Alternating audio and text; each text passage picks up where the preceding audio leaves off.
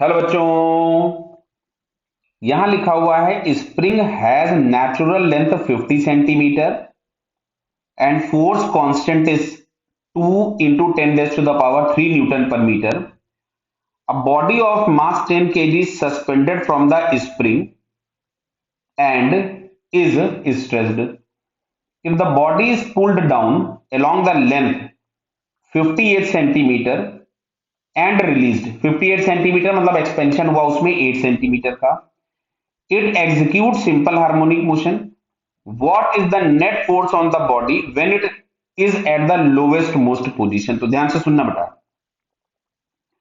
यहां कहीं पे हम लोगों के पास ये स्प्रिंग है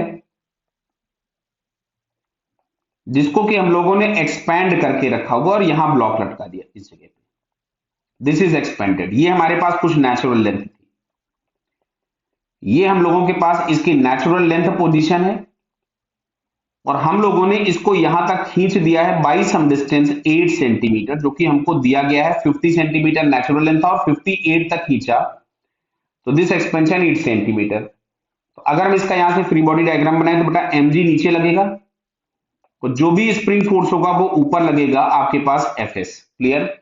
तो ये समझ में आ रहा है कि इसको अगर हम यहां से छोड़ देंगे तो ये ऊपर की तरफ में जाएगा, तो F नेट के नाम पे अगर हमसे पूछा जाएगा तो F नेट के नाम पे हमारे पास मिलेगा स्प्रिंग फोर्स माइनस mg, और स्प्रिंग फोर्स हम लोगों के पास होगा k times expansion minus mg, और k हम लोगों को दिया गया था ये 2 into 10 raised to the power 3, तो 2 into 10 raised to the power 3 और एक्सपेंशन था 8 सेंटीमीटर, मैंने इसको मीटर में कन्वर्ट कर दिया, माइनस mg, m दिया था 10, तो 10 into 10, तो देखो यहां से इसको मैंने 100 उड़ा दिया, तो ये हम लोगों के पास आ रहा है 160 माइनस 100, तो फाइनली हम लोगों को आंसर यहां से मिलेगा 60 न्यूटन। तो देखो एक तरीका तो ये था एफ नेट फाइंड करने का। क्या क्लियर हो गया बेटा? ये समझ में आ रहा है? यहां से आंसर हम लोगों को सी पार्ट मिल गया। दूसरा, मान लो कोई बोलता कि एसएचएम वाली कहानी लगानी है, तो बेटा एसएचएम वाली कहानी के लिए पहले आपको मीन पोजीशन निकालनी पड़ती।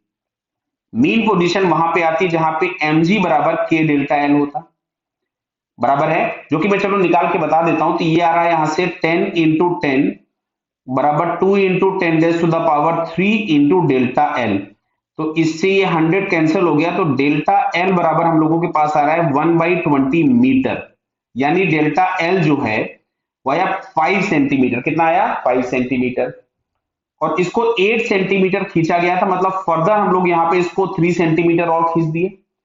अब सुनना, इस पोजीशन पे इसका एक एक्सेलरेशन होगा मैक्सिमम, और ये 3 सेंटीमीटर इज द एम्पलीट्यूड, बराबर है। क्यों?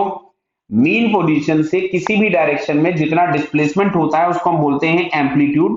तो नेचुरल लेंथ से मीन पोजीशन, ये डेल्टा एल ऑलरेडी एक्सपेंडेड था 5 सेंटीमीटर, इसको पूरा 8 सेंटीमीटर लाए थे, मतलब फर्दर 3 सेंटीमीटर और खींचा गया होगा, तो 3/100 इंटू ओमेगा स्क्वायर, और ओमेगा की जगह हमारे पास आ जाएगा k/m। तो इससे हमारे पास, इसको मैं m से इधर मल्टीप्लाई कर दूं, तो m into a maximum is equals to हम लोगों के पास यहां से मिलेगा 3/100 इंटू के, और के हम लोगों के पास था 2 into 10 raise to the power 3, तो देखो इससे इसको कैंसिल कर दिया, फिर भी आंसर आपके पास 60 न्यूटन ही आ रहा है।